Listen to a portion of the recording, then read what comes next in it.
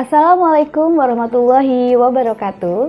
Kami dari kelompok efisien CGP Angkatan 11 Kota Balikpapan akan memaparkan tentang tugas ruang kolaborasi modul 1.3, visi pernyataan prakarsa perubahan dan tahapan Bagja. Fasilitator kami adalah Bapak Musin SSMPD dengan pengajar praktik Bapak Widodo STMT. Perkenankan untuk kami mengenalkan anggota kelompok efisien. Yang pertama adalah saya sendiri, Eka Astiani dari SDN 017 Balikpapan Utara. Saya berperan sebagai editor PPT. Kemudian yang kedua ada Ibu Vidi Nursanti dari SMP Negeri 3 Balikpapan, berperan sebagai notulen. Dan Ibu Siti Aisyah dari SDN 017 Balikpapan Barat, berperan sebagai moderator. Kemudian Ibu Isma Hayati dari SMP Negeri 15 Balikpapan berperan sebagai penanggap, dan Ibu Dian Eka Pratiwi dari SMA Negeri 9 Balikpapan yang berperan sebagai presenter. Adapun visi anggota dari kelompok kami adalah dari saya sendiri, yaitu terwujudnya generasi emas bangsa melalui pendidikan yang berpusat pada murid, berkarakter dan berwawasan global. Sedangkan dari Ibu Vidi Nursanti adalah terwujudnya murid yang religius, berakhlak mulia, kreatif, bernalar kritis, berkarakter, profil pelajar Pancasila, dan berwawasan global. Sedangkan dari Ibu Siti Aisyah, terwujudnya murid yang religius, mandiri, kolaboratif, inovasi, berwawasan global. Dari Ibu Isma Hayati memiliki visi terwujudnya generasi yang berakhlak mulia, berkarakter, dan berprestasi. Dan yang terakhir adalah Ibu Dian Eka Pratiwi dengan visi terwujudnya siswa yang beriman, berkarakter, profil pelajar Pancasila, berprestasi, berbasis lingkungan, teknologi, dan berwawasan global. Dari 5 visi tersebut, kami berdiskusi sehingga melahirkan satu visi yang sama, yaitu terwujudnya generasi emas bangsa berkarakter, profil pelajar Pancasila. Dari visi yang telah kami sepakati, maka kami melahirkan sebuah prakarsa perubahan, yaitu meningkatkan kualitas pembelajaran yang menyenangkan dan berpusat pada murid. Profil pelajar Pancasila yang ada pada visi kami itu mengandung 6 dimensi yang ada, yaitu beriman bertakwa kepada Tuhan Yang Maha Esa dan berakhlak mulia, mandiri, bergotong royong, berkebinekaan global, bernalar kritis, dan kreatif.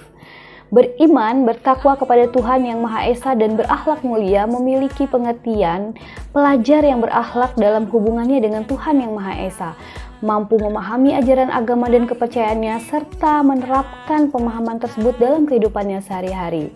Perwujudan dari nilai ini adalah sikap dan perilaku religius dan taat agama, merawat dan menghargai diri sendiri, saling toleransi dan peduli kepada sesama manusia, cinta lingkungan dan taat pada aturan dan hukum negara.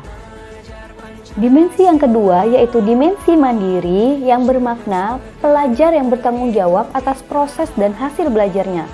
Elemen kunci yang dikembangkan dalam kemandirian adalah tumbuhnya kesadaran akan diri dan situasi yang dihadapi serta kemampuan untuk regulasi diri. Hal ini diwujudkan dalam bentuk kemampuan murid dalam merefleksi kekuatan dan kelebihannya dalam pembelajaran, sehingga dia dapat memilih strategi dalam merancang masa depan dan melewati tantangan. Dimensi berikutnya adalah bergotong royong, yang bermakna bahwa kemampuan untuk melakukan kegiatan secara bersama-sama dengan sukarela agar kegiatan yang dikerjakan menjadi ringan dan tentunya dapat berjalan lancar sesuai dengan yang diharapkan.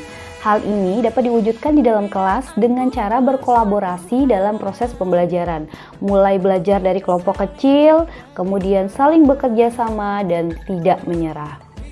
Dimensi selanjutnya adalah berkebinekaan global, di mana pelajar Indonesia hendaknya mampu mempertahankan budaya luhur dan identitasnya, tetap berpikiran terbuka dalam berinteraksi dengan budaya lain, sehingga menumbuhkan rasa saling menghargai dan kemungkinan terbentuknya budaya baru yang positif, dan tentunya tidak bertentangan dengan budaya luhur bangsa. Hal ini dapat diwujudkan dengan membuat kelas dan kelompok yang heterogen, mempelajari dalam kegiatan P5 yang berhubungan dengan keanekaragaman budaya, kunjungan ke komunitas budaya, dan lainnya. Dimensi yang berikutnya adalah bernalar kritis, di mana pelajar yang benar kritis itu mampu secara objektif memproses informasi baik kualitatif maupun kuantitatif, dapat membangun keterkaitan antara berbagai informasi, menganalisis informasi, mengevaluasi, juga menyimpulkannya. Dan dimensi yang terakhir adalah kreatif. Pelajar kreatif hendaknya mampu memodifikasi dan menghasilkan sesuatu, baik dalam suatu karya atau tindakan yang orisinil, bermakna, bermanfaat, dan berdampak. Kreatif sendiri terdiri dari menghasilkan gagasan orisinil, tindakan yang orisinil, serta mempunyai keluasan berpikir dalam mencari alternatif permasalahan. Baiklah, kita masuk ke dalam Bagja, di mana prakarsa perubahan tadi yaitu meningkatkan kualitas pembelajaran yang menyenangkan dan berpusat pada murid. Untuk buat pertanyaan utama, kami menggunakan pertanyaan apa yang harus kami lakukan untuk meningkatkan kualitas pembelajaran yang menyenangkan dan berpusat pada murid. Tindakan dan penyelidikannya adalah membuat perencanaan jangka panjang melalui visi dan misi sekolah, melaksanakan visi dan misi tersebut dengan baik dan maksimal, kemudian meningkatkan tata tertib dan kedisiplinan sekolah, lalu menata ekosistem sekolah, menambah fasilitas belajar, mengaktifkan berbagai jenis kegiatan ekstrakurikuler yang diperlukan siswa. Kemudian bisa membuat seragam sekolah dengan ciri khas tersendiri dan membuat kantin sehat. Untuk ambil pelajaran, kami menggunakan pertanyaan, apakah tenaga pengajar di sekolah kami sudah profesional dan berkualitas? Apakah fasilitas sekolah sudah lengkap? Bagaimana mempertahankan akreditasi agar tetap A? Apakah semua kegiatan ekstrakurikuler bisa berjalan lancar? Apakah kolaborasi dengan lain pihak juga bisa dilaksanakan? Lalu tindakan dan penyelidikannya adalah yang pertama berdiskusi dengan kepala sekolah dan pemangku kebijakan. Yang kedua berdiskusi dengan rekan-rekan guru sejawat dan senior. Ketiga merefleksikan prestasi-prestasi yang pernah diraih sekolah. Yang keempat, bercermin dari sekolah yang sudah maju. Kemudian yang kelima, mencari peluang yang bisa dijadikan pedoman untuk menjadikan sekolah menjadi sekolah yang profesional dan berkualitas. Kemudian mencari peluang kerjasama dengan pihak lain untuk melaksanakan program sekolah. Untuk gali mimpi, pertanyaan yang kami gunakan adalah apa kegiatan sehari-hari di sekolah untuk menjaga kualitas pembelajaran berpihak pada murid? Lalu bagaimana peranan saya ketika berhasil meningkatkan kualitas sekolah saya? Kontribusi apa yang bisa saya berikan ketika mimpi sekolah yang menyenangkan dan berkualitas itu sudah saya peroleh? Pengabdian seperti apa yang nantinya bisa saya berikan untuk sekolah ketika saya sudah berhasil menjadikan sekolah seperti yang saya inginkan? Kemudian pembelajaran kreatif dan inovatif seperti apa yang akan saya rancang? Untuk itu tindakan dan penyelidikannya adalah yang pertama tentunya menyusun program-program penunjang untuk menjadikan sekolah yang menyenangkan dan berkualitas. Yang kedua, membekali diri dan rekan sejawat dengan wawasan, informasi, pengetahuan, keahlian yang dibutuhkan. Mengamati, meniru, dan memodifikasi atau yang kita sering sebut dengan ATM. Kita ATM program dan kegiatan dari sekolah lain yang tentunya sudah berkualitas.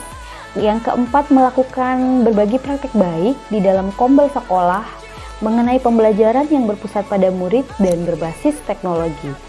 Yang terakhir adalah bekerja sama dengan pihak lain dengan tujuan meningkatkan kualitas pembelajaran murid yang kreatif dan inovatif.